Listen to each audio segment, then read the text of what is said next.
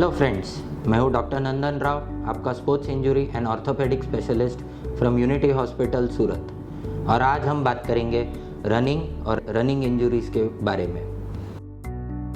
Running एक ऐसी activity है जो लोग फिटनेस के लिए, वेट लॉस के लिए या फिर एक सोशल एक्टिविटी की तरह फॉलो करते हैं। लेकिन रनिंग के अलग अलग इंजरीज के बारे में, उनको प्रिवेंट या फिर उनसे बचने के तरीके के बारे में लोगों को पता नहीं होता है। तो आज हम जानेंगे इन इंजरीज से कैसे बचना है। सबसे पहले हम जानेंगे कि रनिंग के सबसे कॉमन 5 इंजरीज कौन से हैं। तो सबसे कॉमन इंजरी जिसे कहते हैं वो है रनर्स नी या पटेलोफेमोरल सिंड्रोम। इसमें पेशेंट्स को बैठ के खड़े होने में या फिर बहुत देर खड़े रह के बैठने में घुटने के आगे के भाग में पेन होता है। उसकी वजह से वो ज़्यादा देर रनिंग नहीं कर पाते, ना ही ज़्यादा देर बैठ के खड़े हो पाते हैं। सीढ़ियाँ चढ़ना उतरना, पलाटी मार के बैठना या फिर कोई भी एक्टिविटी करना बहुत ही पेनफुल होता है। इसका सबसे बड़ा कारण है हिप और थाई और नी के मसल्स के आसपास का इम्बैलेंस यानी कुछ मसल्स स्टिफ हो जाते हैं और कुछ मसल्स वीक हो जाते हैं। Second most common injury in patients में होता है एक्किलीज टेंडिनाइटिस। एक्किलीज टेंडिनाइटिस यानी एंकल के पास पीछे जो सबसे बड़ा मसल होता है उसमें पेन होता है। इसका सबसे मेन कारण होता है हैमस्ट्रिंग और काफ मसल्स का स्टिफनेस के साथ लोग रनिंग करते हैं। इसमें एंकल के पीछे के भाग में पेन होता है और पेशेंट्स को सीढ़ियाँ चढ़ने उतरने में तकलीफ होती है। तीसरा सबसे कॉमन इंजरी होता है बैक पेन। रनिंग के बाद 1 या 2 दिन के लिए बैक पेन कॉमन होता है, लेकिन हर बार रनिंग के बाद बैक पेन रहे जो अगले दिन तक ठीक ना हो तो उसे सीरियसली लेना चाहिए। रनिंग का पुअर फॉर्म, बैक और हिप मसल्स का स्टिफनेस के कारण बैक पेन रहना बहुत कॉमन है। चौथा सबसे कॉमन इंजरी होता है IT band syndrome. IT band syndrome में आपके थाई के बाहरी किनारे पे पेन होता है। ये पेन बहुत देर बैठ के खड़े होने में या फिर पलाठी मार के बैठने में या फिर बहुत देर रनिंग करने पे आपके थाई के बाहरी साइड पे दर्द होता है और उसकी वजह से रनिंग एक्टिविटी कम हो जाती है।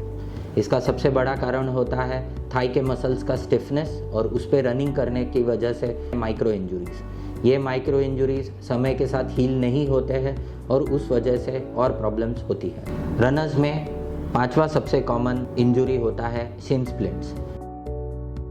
शिन स्प्लिंट्स यानी पैर की नली में या सबसे नीचे हड्डी में या टिबिया में छोटे छोटे क्रैक्स हो जाते हैं जो परसिस्टेंटली रन करने की वजह से हील नहीं हो पाते हैं। ये उन एथलीट्स या उन रनर्स में पाया जाता है जो बहुत जल्दी और कम समय में बहुत ज़्यादा डिस्टेंस कवर करने की कोशिश करते हैं। यानी वो डेली अपना टाइमिंग इम्प्रूव करना चाहते हैं या फिर डेली अपना डिस्टेंस इम्प्रूव करना चाहते हैं। इसकी वजह से शरीर कोप अप नहीं कर पाता है और हड्डी के छोटे छोटे जो फ्रैक्चर्स होते हैं वो हील नहीं हो पाते।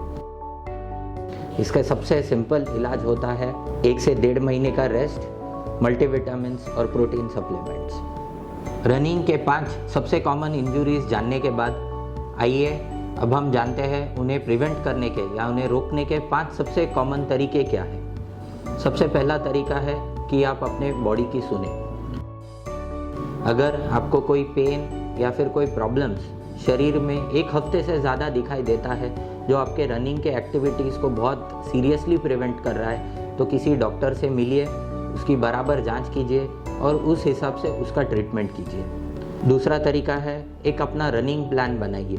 अगर आप रनिंग की शुरुआत कर रहे हो तो कोई कोच की मदद ज़रूर लीजिए।